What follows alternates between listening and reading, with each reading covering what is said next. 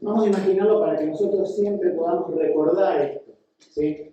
Imagínense que hay una locomotora y hay un solo vagón, ¿no? Para hacerlo simple. Nunca se puede separar la fe de las obras. Uno dice, ¿cómo? Si la Iglesia Católica, el error de los católicos es que mezclan la fe con las obras.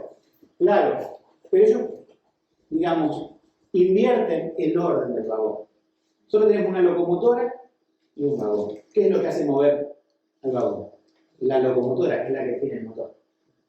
¿Y qué es lo que hace que las obras se muevan?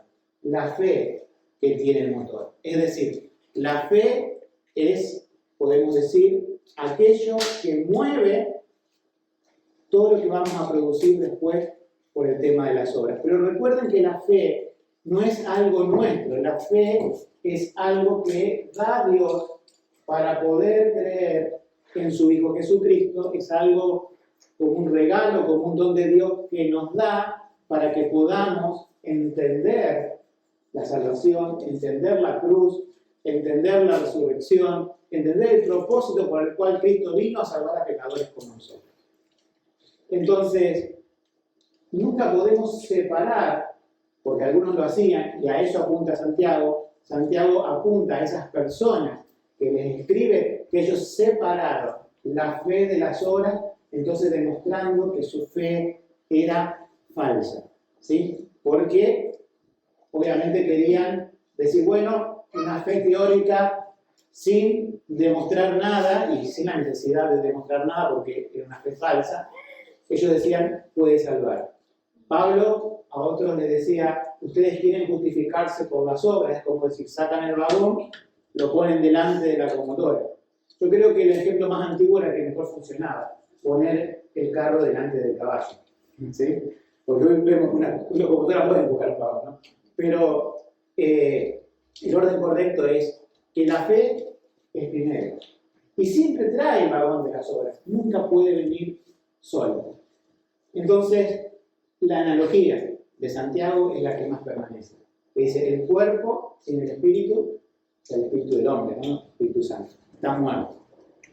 Técnicamente la muerte, entre varias cosas que dice la Biblia, pero la parte importante de la muerte es la separación de eso que Dios en un principio creó junto, creó al hombre del polvo de la tierra, sopló su espíritu y la muerte, por causa del pecado, no solamente separación de Dios, que es una condición de muerte, sino que también en un momento el alma del cuerpo se separa y eso también es muerte, ¿sí? Entonces, Santiago pone eso en este ejemplo. Tenemos fe sin obras, es como el ser humano incompleto, separado de su espíritu, está muerto. Y es una fe muerta, aquella que no tiene obras. Podemos poner varios ejemplos, les pongo uno más para que recordemos. Supongamos que vamos a construir un edificio. ¿Qué es lo que primero se pone? El fundamento, el cimiento. ¿Y qué es eso? La fe. Ahora, imagínense que uno prepara un cimiento para construir nada. Uno dice, ¿para qué puso el cimiento? Eso es lo que quiere decir Santiago, ¿no es cierto? Tenemos la fe, pero ese cimiento nos va a permitir poder edificar en el Señor. Entonces hoy vamos a ver 3 puntos acerca de este pasaje que hemos visto. Vamos a ver que hay una perspectiva, digamos, que es complementaria, o sea, se complementan la fe y las obras, pero no de la manera errada católica, sino de la manera bíblica. ¿Sí? También podemos decir reformada, la doctrina de la reforma. Como segundo punto vamos a ver ejemplos que nos da el mismo Santiago, nos da 2 ejemplos de 2 personajes bíblicos, ejemplos de una fe viva. Y tercero vamos a ver cómo esa fe apunta a Cristo. Entonces vamos con el primer punto, una perspectiva complementaria de la fe y las obras. Y esto nos va a servir, pienso, para explicar siempre los 2 extremos para el cual se va la gente. Por eso está, de un lado, el apóstol Pablo para ayudarnos por medio de la palabra de Dios, y por otro lado tenemos a Santiago, que nos da otra ayuda complementaria. Y los 2 no se están oponiendo. Pero vamos a leer unos versículos solos, para que si alguno le diga, pero bueno, se oponen, bien.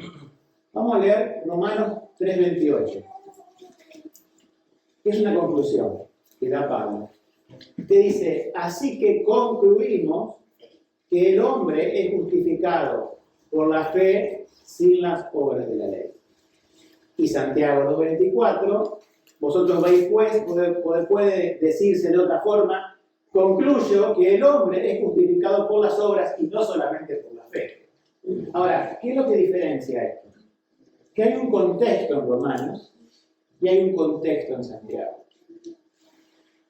No me quiero desviar del tema, pero miren cuando algunas personas que predican quieren decir algo que la Biblia no dice, ¿qué es lo que hacen? Toman el versículo, y si yo me acostumbro a tomar versículos y a leerlo de la forma que predican esos predicadores fuera de contexto, voy a decir, hay una contradicción entre Romanos 3:28 y Santiago 2:24, porque Pablo concluye que el hombre es justificado por la fe sin las obras de la ley, y Santiago concluye que el hombre es justificado no solamente por la fe, sino también por las obras. Pero ¿a qué llegaríamos a una conclusión así? Cuando no se toma en cuenta el contexto.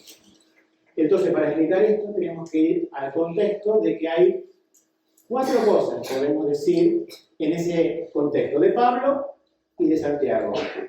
Vamos primero a ver la perspectiva de la fe, lo que es la justificación, qué clase de justificación está hablando, las obras y cuál es la audiencia. ¿Sí? Entonces vamos primero, estamos en el punto 1, recuerden, pero está subdividido en 4. Para ver que esto, digamos, no es una contradicción entre Pablo y Santiago, es decir, ¿cómo me salvo? ¿Por la fe? ¿Por las obras? ¿Por las obras más la fe? ¿Por la fe más las obras? Bueno, el tema es así, ¿cómo somos salvos? Si recordamos un poco lo que hemos predicado de Romanos, de Pablo, somos salvos solamente por la fe sin las obras. Es decir, cualquiera que esté aquí, que haya sido salvado por Jesucristo, va a recordar, algunos quizás no recuerdan, pero hay un día en que naciste de nuevo. Hay un día en que no veías, y ese día, como Jesús encontrándose con un ciego, te abrió los ojos. Hay un día en donde Dios te buscó, te quitó el corazón de piedra, como dice Ezequiel, y te dio un corazón de carne para creer. Hay un día donde el Espíritu Santo cambió tu corazón, lo cual la Biblia lo llama regeneración, que precede a la fe, porque ese mismo día, no otro, el día que te regeneró, te dio la fe para creer en Jesús y te dio el arrepentimiento para abandonar tus pecados. Pero centrándonos en la fe, ese día que fuiste salvo por la fe. No tuviste que hacer obras anteriormente. Dios no te pidió que le vayas comprando su salvación en cuotas, y llegó un día que cuando cancelaste todas las cuotas, después no sé, en plan,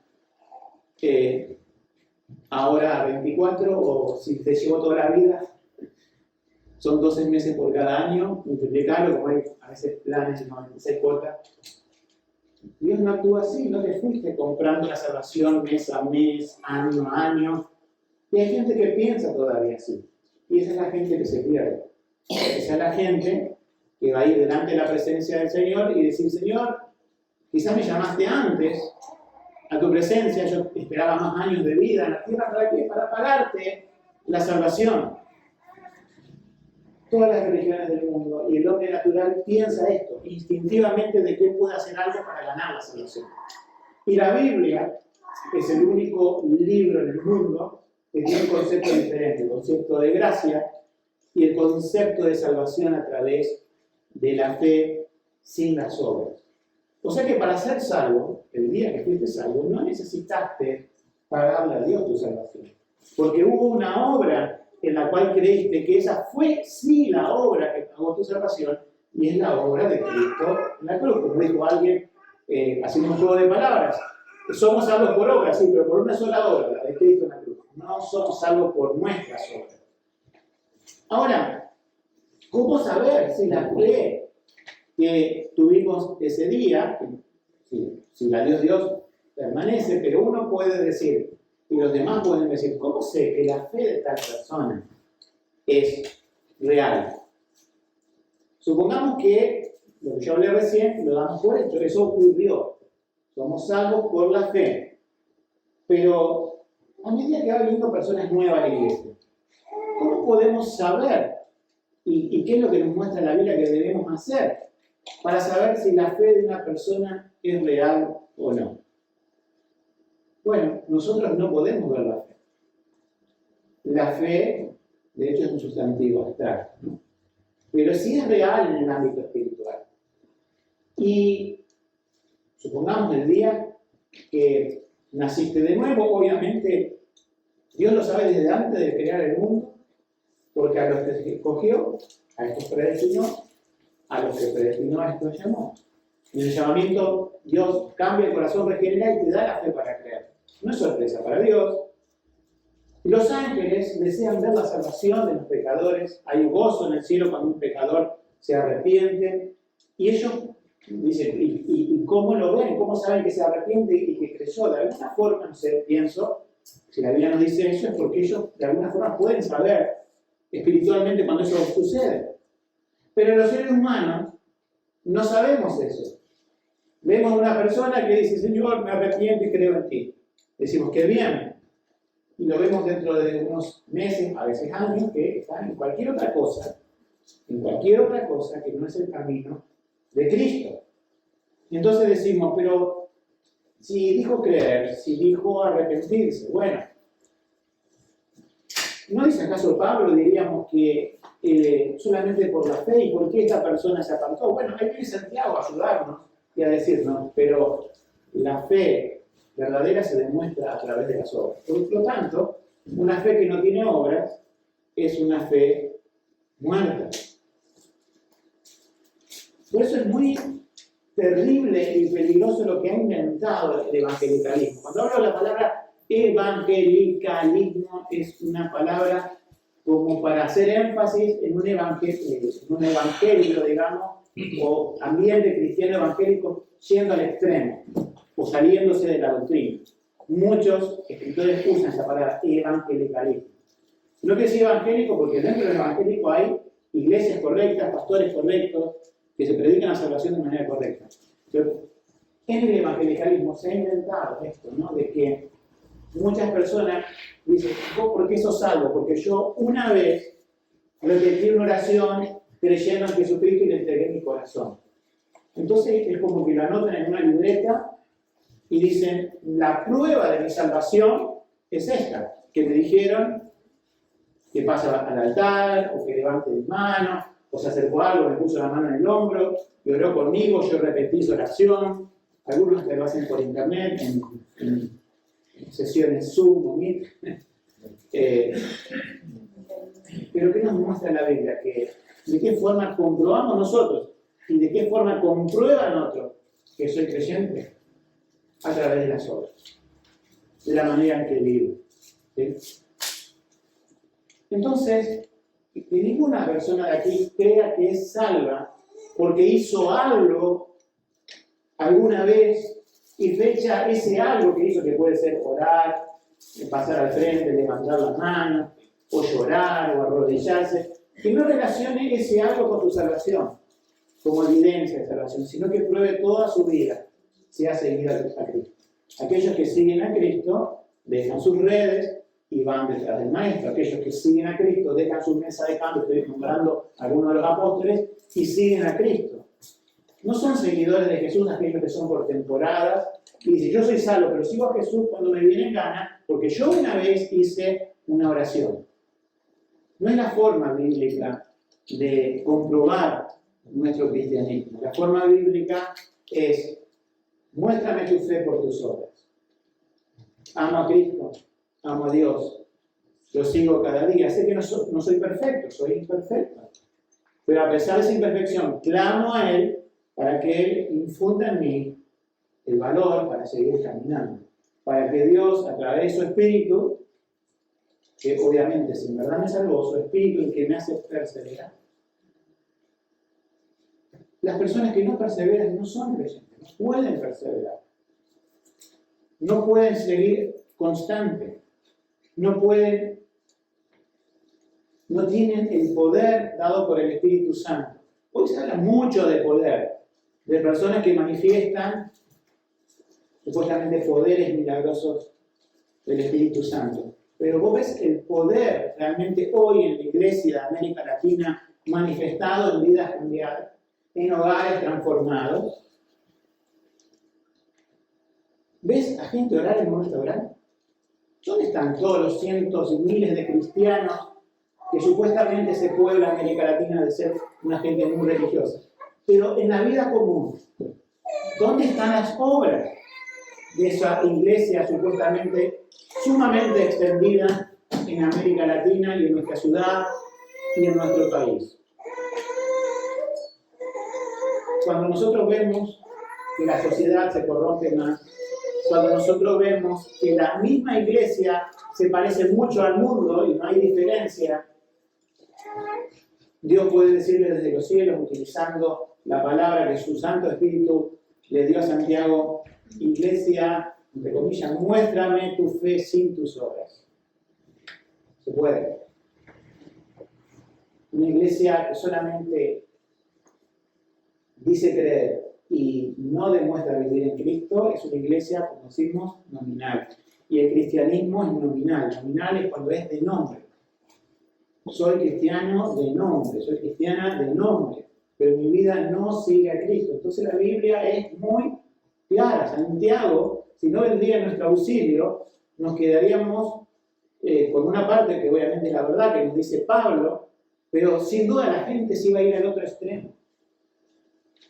Entonces, podemos decir, ¿cuál es la diferencia entre Santiago y Pablo? Bueno, la perspectiva de la fe, digamos, Pablo nos habla que obviamente una fe viva y genuina es la que es necesaria para la salvación, pero Santiago nos advierte que para evidenciar esa fe se necesitan obras, lo cual una fe es muerta cuando no tiene.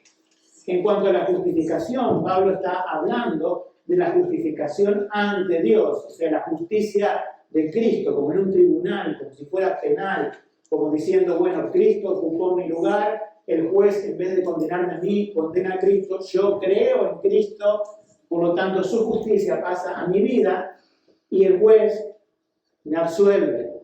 ¿Por qué? Porque castiga en mi lugar a Cristo. En vez de Santiago, lo que se ocupa es, yo digo, yo soy justificado ante Dios, delante de los hombres, yo tengo que demostrar que soy justificado. Y si soy verdaderamente justificado ante Dios, voy a tener obras para presentar y que otros evalúen. Esto decía el teólogo John Gill, del siglo XVII, que Santiago se ocupaba de una cuestión no tanto ante Dios, sino ante los hombres. Porque los hombres son los que van a juzgar, la iglesia de Dios, la iglesia local, es la que va a juzgar la profesión de fe de un verdadero creyente. ¿Sí? Y en cuanto a las obras, Pablo habla de las obras que después vienen con la fe, pero él se centra en la fe, y Santiago dice que las obras son la evidencia de la fe. Y la audiencia, podemos decir, no la audiencia, esto es importante, no la audiencia étnica, es decir, Pablo en Roma, a los romanos podría estar escribiendo a gentiles y judíos, o sea, gentiles no judíos y judíos. Santiago sabemos que escribe a judíos, pero no nos referimos a esa audiencia. Y antes de pasar al punto 2 me detengo en esto porque es importante saberlo. Hay, por lo general, dos tipos de audiencia espiritual, ¿sí? No étnica, no de nacionalidad, no de país. Dos audiencias espirituales de dónde se va el hombre en sus extremos. Siempre recuerden, los extremos son malos, ¿sí? Y siempre el hombre se va, aún teniendo la palabra de Dios, distorsiona la palabra de Dios y se va al extremo. Y esos dos extremos, y lo voy a explicar un poquito, porque algunos lo conocen, otros no, es uno el fariseísmo. ¿Has escuchado la palabra fariseísmo? Y el otro es el antinomianismo, o sea, anti-ley, quiere decir. Viene de la palabra en griega nomos, ley. Anti-ley y extrema ley. Vamos a ver los dos extremos. Fariseísmo. Creo que se malentiende esa palabra. Cuando alguna persona a veces denuncia el pecado en este mundo y a veces en las iglesias, o dentro de una iglesia alguna persona denuncia el pecado, las personas que no entienden que la denuncia del pecado está bien, dicen que eso es fariseísmo. Y no lo es. Eso no es fariseísmo. También se lo dice como de otra forma. Legalismo. ¿Sí? Legalismo, fariseísmo, haciendo alusión a esa secta que estaba en el tiempo de Jesús. Pero vamos a decirle legalismo. Nunca te han dicho legalista. A muchos que han empezado a despertar al Evangelio y han denunciado el pecado, lo primero que le dicen, vos denuncias el pecado, sos un legalista. Pero el legalismo es otra cosa. El legalismo no es la denuncia del pecado. El legalismo, el pensamiento legalista, funciona de esta manera.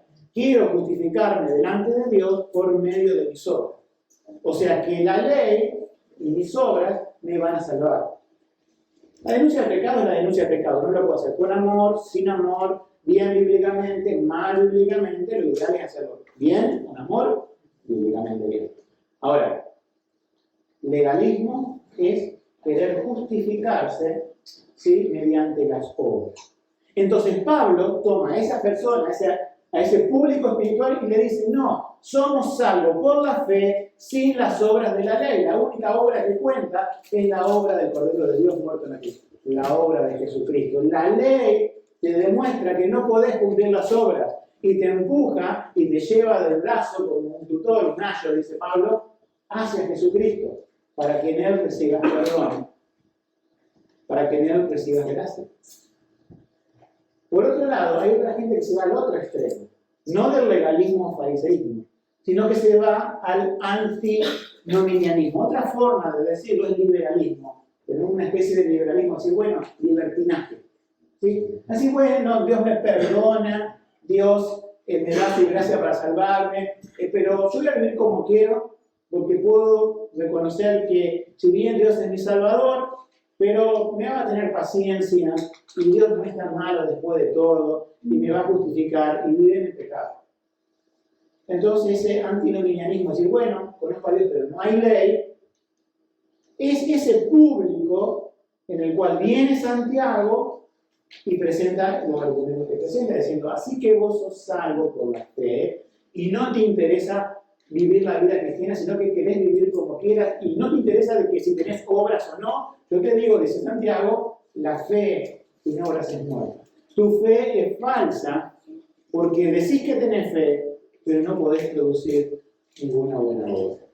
Entonces se dan cuenta que la audiencia de Pablo es el legalismo, la audiencia de Santiago es el antinomianismo, y que los dos extremos, en los dos extremos vamos a encontrar gente de uno y de otro.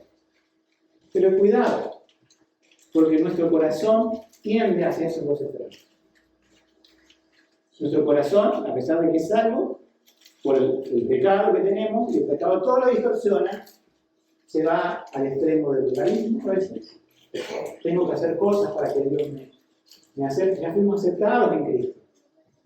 Y por otro lado, digo, bueno, Dios me perdonará.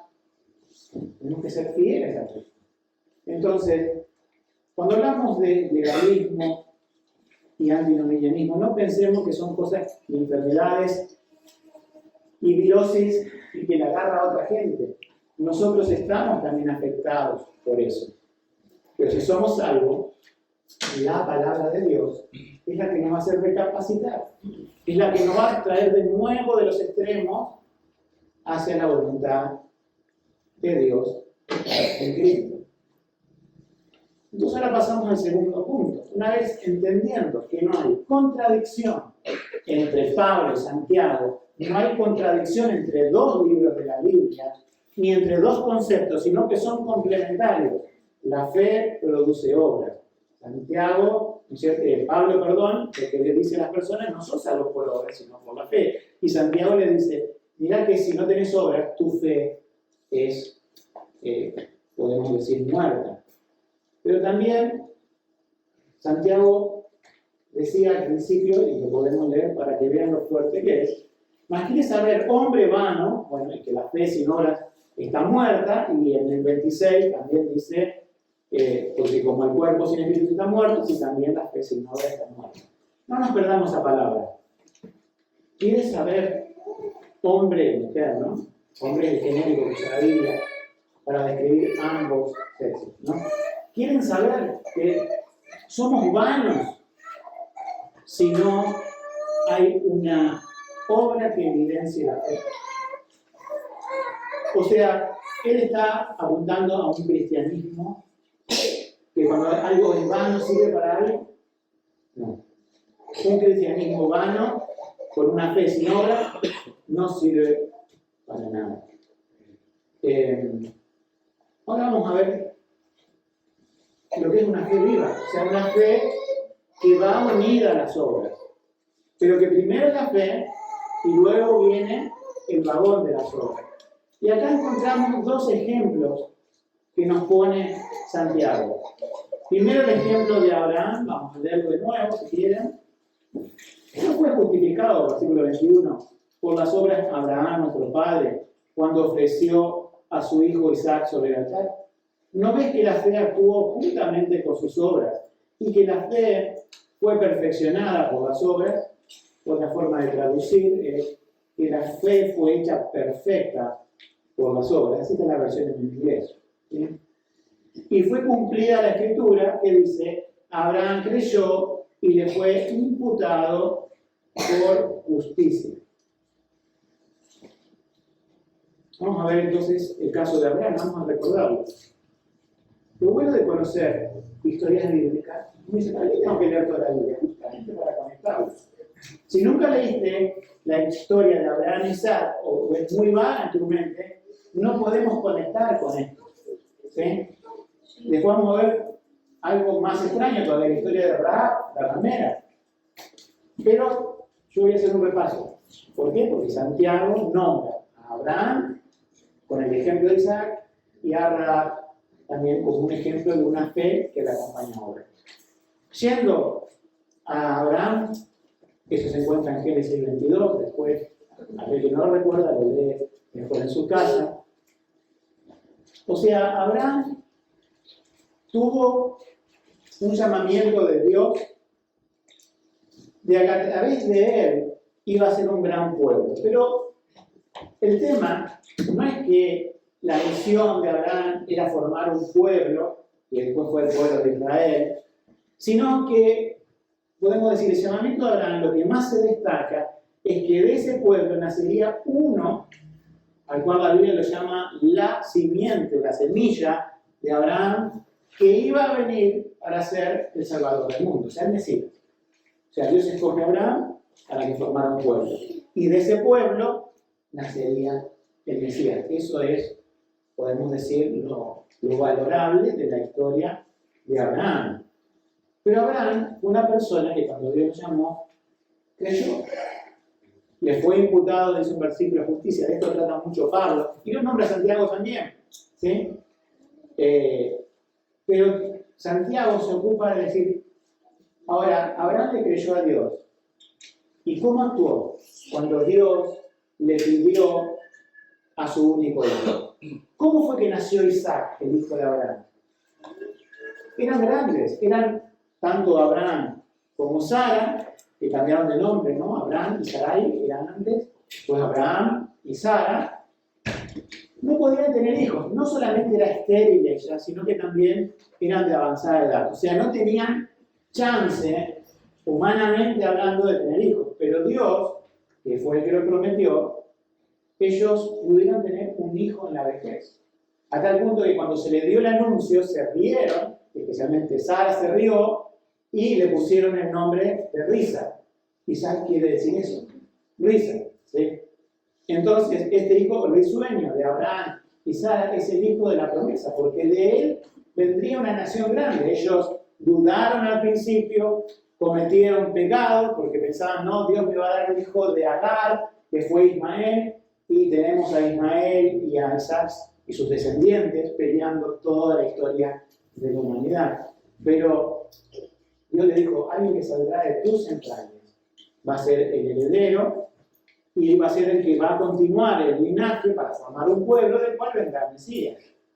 Ahora, ese Isaac, el único hijo concebido en la vejez, no tenía más hijos, es allí donde ahora Dios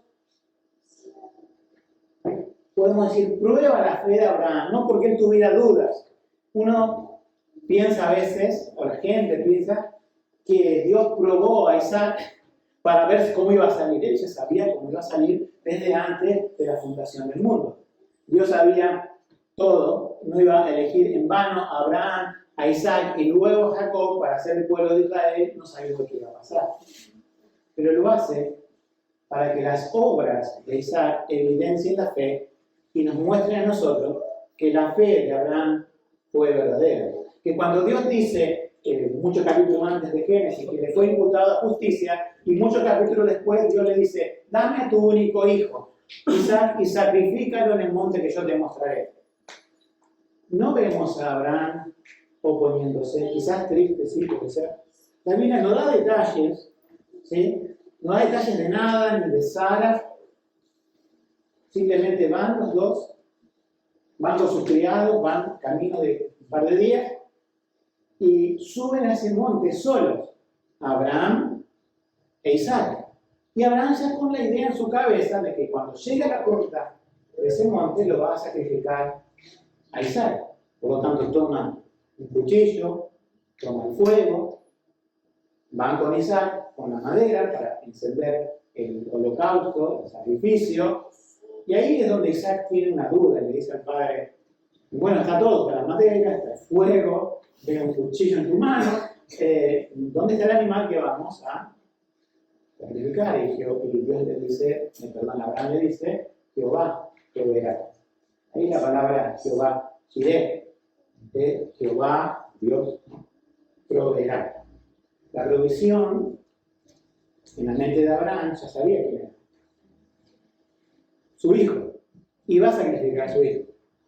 La Biblia tampoco da muchos detalles, no habla de forcejeo, no habla que tuvo que salir corriendo Isaac, porque Isaac venía bajando del monte, disparando de Abraham. La Biblia no dice nada de eso. Simplemente nos dice que fue atado, fue puesto sobre la leña y ahí levanta su cuchillo para matarlo.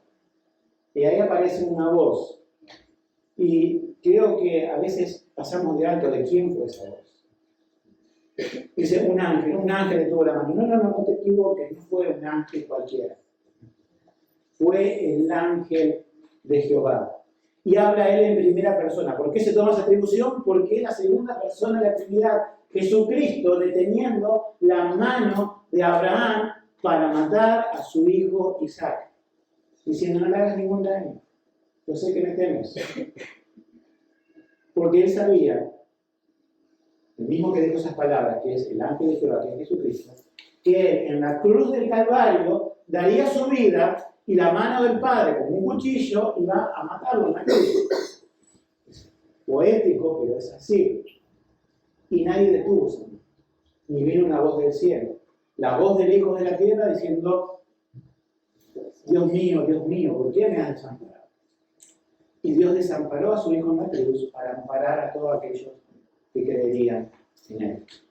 Ahora, volviendo a Abraham y a Isaac, ahí fue la obra de Abraham.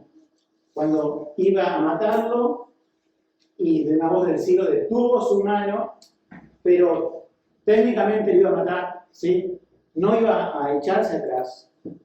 Y qué buenas las historias con finales felices para Abraham, ¿no es cierto? Pero ¿cómo fue la historia de Jesucristo? Fue también feliz porque el tercer día resucitó. Pero él sí murió traspasado. Él sí derramó su sangre. Entonces, ahí Abraham demuestra que la fe que Dios le dio por otro lado, la demostró en una obra. Nada de esto tendríamos en la Biblia si Abraham decía, no quiero saber nada con esto, no me llames, formá un pueblo con otro y que la descendencia del Mesías venga de algún otro. No quiero saber nada de perder a mi hijo. Sin embargo, se especula, por algún dicho en el libro de Hebreos, de que Abraham tenía la fe tanta que no solamente pensaba que él tenía el valor para matarlo, sino que de alguna forma, después de matarlo y prenderle fuego, Dios le iba a resucitar a Isaac. Tenía esa seguridad. Y creo que con lo que sabemos en la Biblia es una especulación valedera. Esa. No vamos a entrar en detalles, pero hay versículos que dicen que aún tenía esa fe de levantar a Isaac de los muertos. O sea, era mucho más complejo, podemos decir, el pensamiento de Abraham. No, yo mato a mi hijo y terminó todo. No, si Dios me prometió una nación como la arena del mar, como la estrella de los cielos, ¿cómo va a suceder eso si yo lo mato a mi único hijo? E Ismael ya no tiene nada que ver. Bueno, creyó a Dios mucho más allá de la muerte de Isaac. Tenemos otro caso. Rahab, la ramera. Una ramera sabemos que es una prostituta, ¿no es cierto? Dicho de otra forma, en un lenguaje actual. En la vida la vamos a encontrar siempre con esa palabra. Ahora, Rahab no era una mujer de Israel, era una mujer de Jericó. Una de los tantos pueblos y tantas ciudades que iban cayendo como fichas de dominó ante el avance de Israel hacia la tierra prometida. Ahí ya nos ubicamos varios siglos después, donde está Abraham, Isaac, Jacob, el pueblo de Israel, 400 años en Egipto, Moisés liberando a Israel de Egipto, estuvieron vagando en el desierto 40 años, Moisés muere, Josué toma la costa, hace entrar de a poco al pueblo a la tierra prometida, y en ese camino hay muchos pueblos. Entre todos esos pueblos había un pueblo amurallado, un pueblo que tenía grandes murallas, que para aquel entonces diga, somos un pueblo que nadie nos va a conquistar, que nadie va a poder derribarnos porque construimos esta muralla. Dentro de esas murallas vivía ese pueblo de Jericó, que a medida que avanzaba Israel, los pueblos tenían dos opciones. Podían reconocer al Dios verdadero y decir, este Israel es el que Dios escogió, no vamos a presentar guerra, no vamos a presentar resistencia, sino que nos vamos a unir. Vivían. Y eran contados como siervos, haciendo obras y pagando tributos. O aquel pueblo que decía, esto no nos van a conquistar, no me importa que Dios ese que tiene, llamado Jehová, haya abierto el mar rojo, haya matado al ejército más poderoso del mundo, que era Egipto, a mí no me van a hacer nada. Bueno, quizás los de Jericó tenían una idea así. El muro era tan ancho que podía gente vivir como dentro, pegada al muro, o hacer una construcción. Y tenía algunas ventanitas en el muro, quizás para tirar flechas, pero alguien había hecho su casa. Y esta persona era una persona ramera, que uno dice, en los pueblos que no tenían la ley del Señor, porque en Israel no existían esas cosas, eran apedreados, no quedaba nadie así, pero vivían y convivían con el pueblo y sabían que la casa de la ventanita, la del muro, era de esta mujer rara. Ahora, hay dos espías que envía Josué a inspeccionar la tierra y quiere inspeccionar la ciudad. Y cuando van a la ciudad se meten en la casa de esta mujer, pero para ocultarse. Ahora, en la providencia de Dios, uno dice, ¿cómo esta mujer de mal vivir? ¿Cómo puede ser que buscara a Dios? Porque ella reconoció esto. Cuando entró los dos espías podía haber hecho esto. Podría haber abierto la puerta, empezado a gritar, aquí hay dos espías de judíos, mátenlos. Podría haber hecho eso, la historia se acaba, no hay lugar en los registros bíblicos. Pero no hizo eso. Lo que hizo es, yo sé que ustedes son dos siervos y dos espías, o sea, de paso, de este pueblo, al cual tiene un Dios que se llama Jehová, del cual tiembla toda la tierra, del cual escuchamos, incluso dice ella, lo que hizo a otros pueblos, y ella quería, a pesar de su mala vida, reflexionó un momento y dijo, yo creo que este Dios es el de verdad, no el que tenemos aquí, no sé a quién invocarán los de Jericó y todo ese politeísmo que tenía la gente de aquella zona, pero este Dios es de verdad. Y yo no quiero morir con este pueblo de Jericó, porque sé que ese Dios es verdad. Por lo tanto, ustedes van a vivir. La gente se dio cuenta que habían entrado dos extraños y pensaban, estos dos extraños son de Israel. Y ella, en el terrado, en la parte de la terraza, entre medio de fardos, los escondió. No lo encontraron, o sea, vinieron la gente del pueblo a revisar su casa, a ver qué había pasado. Y ella le dijo, miren, sí vinieron acá y se fueron antes que se cerrara la puerta, porque a la noche se cerraba la puerta de la ciudad, y se fueron por tal lugar, por el río. Persíganlo, porque lo van a encontrar. Entonces salieron todas estas personas y obviamente no lo encontraron, porque se habían escondido en la casa de la mujer. Tiempo después, por esa ventanita que tenía, los baja con una cuerda y les dice que se escondan 3 días en otro lugar, porque seguramente le van a seguir buscando. Y así esos 2 espías se escondieron, y cuando llegaron al campamento de Israel le dijeron a Josué: hay una mujer que nos ayudó. Obviamente, una mujer que no era de Israel, pero creía en el Dios de Israel. Entonces, cuando destruyamos esa ciudad, y estos hicieron una promesa a la mujer delante de ella, hicieron una promesa delante de Josué, y Josué estuvo de acuerdo, diciendo: cuando entremos a esa ciudad, no vamos a matar ni a esta mujer, ni a su familia, ni a todos los que estén dentro de su casa. Porque ¿cómo nos vamos a dar cuenta? Son un montón de casas, son un montón de familias.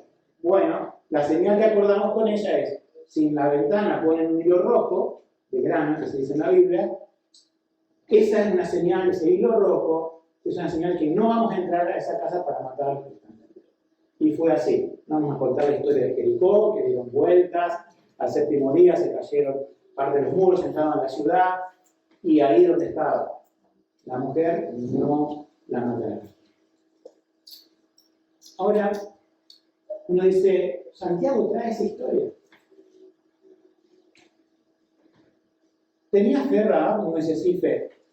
Y si después que se fueron los 2 espías decían: bien, yo les mentí, ha habido 2 espías, pero no quería que me maten, o no saber qué, y los denunciaba. O no los escondía. Esa mujer no es que creyó ese día en Jehová. Yo pienso que esa mujer tenía meditando su corazón. Y habrá pensado: nosotros somos los que seguimos en la lista de Israel.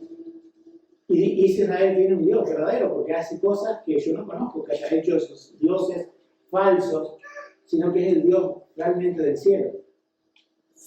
Y también actúa en la tierra. Ahora, Dios le ha dado a esta mujer, entre todos los habitantes de Jericó, la peor, podemos decir, desde el punto de vista del pecado y a los ojos humanos, le ha dado la fe para creer en él.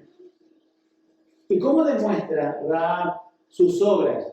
La demuestra que cuando vienen estos 2 espías se juega la vida.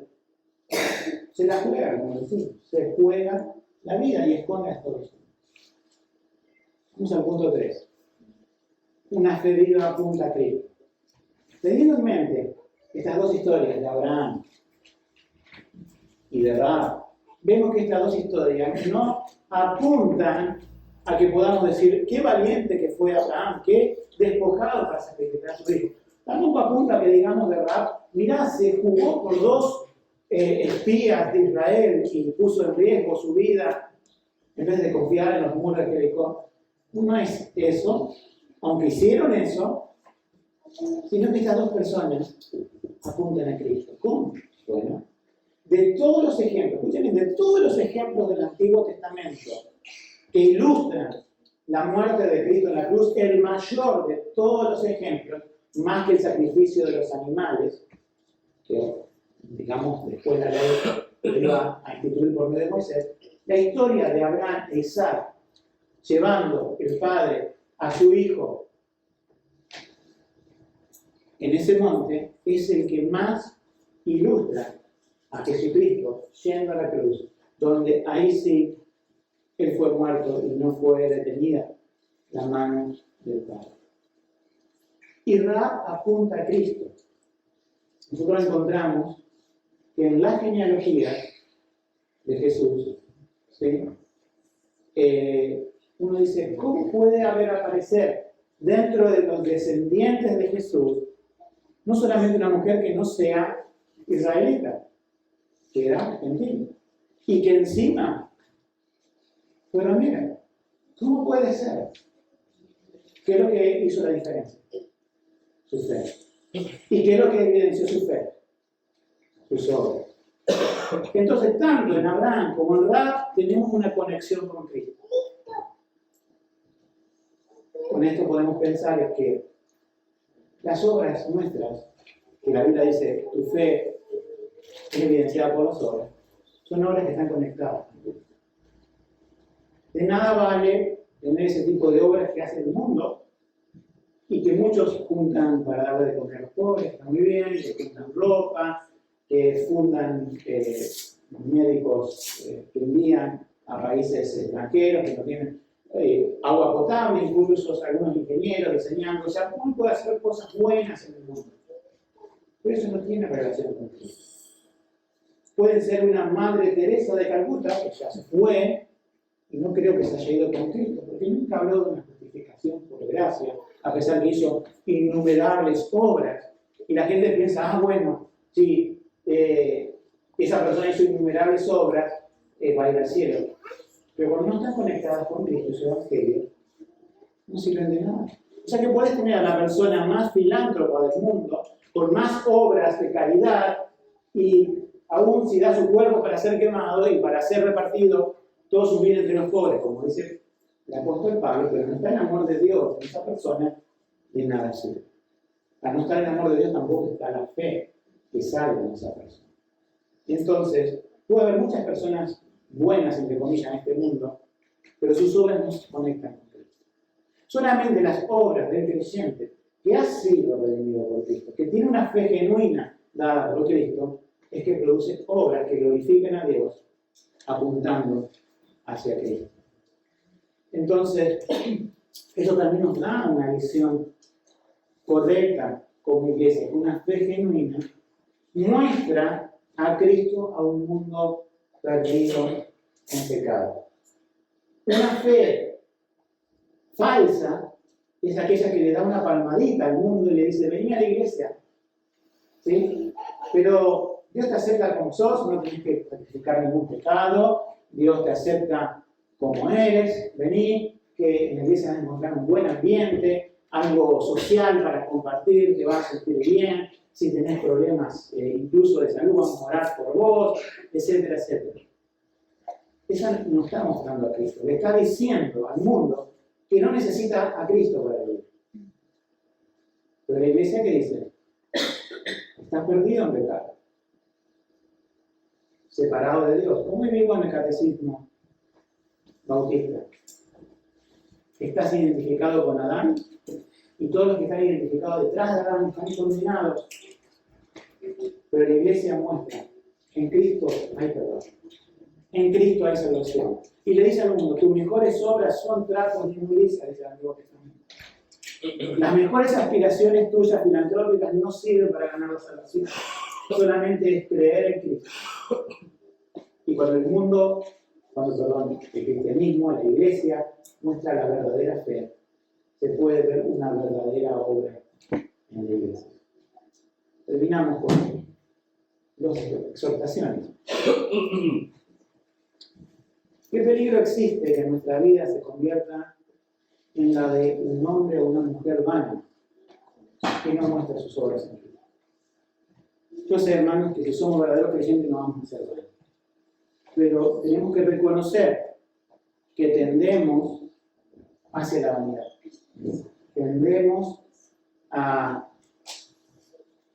saber en teoría y a no en la práctica. Entonces, el Señor en esta mañana examina nuestro corazón y nosotros nos presentamos delante de Él para evaluar esto delante de Él.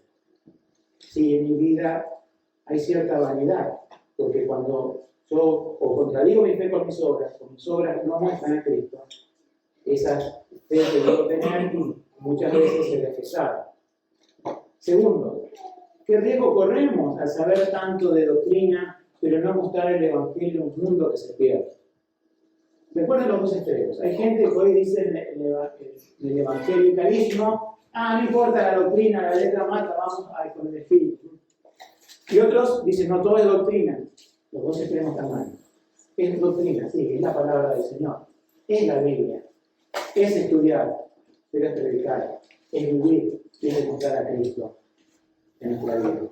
Termino con una cita de J.C. Wright, que es un predicador del siglo XIX, que escribió un libro que se llama La Santidad, que estoy recomiendo. Un libro bastante grande, que está en internet. Pero dice, con respecto a este pasaje de Santiago, dice, Santiago nos advierte que la fe muerta existe. Es una fe que no va más allá de profesarse con la boca y no tiene influencia alguna sobre el carácter del hombre. Esto es Santiago 2:17. La verdadera fe salvadora es distinta, dice Wright. La verdadera fe siempre se verá en sus frutos. Y fíjense lo que hará. Santificará, obrará por amor, vencerá al mundo y purificará el corazón. Que esa fe pueda ser la que tengamos cada uno de nosotros. Amén.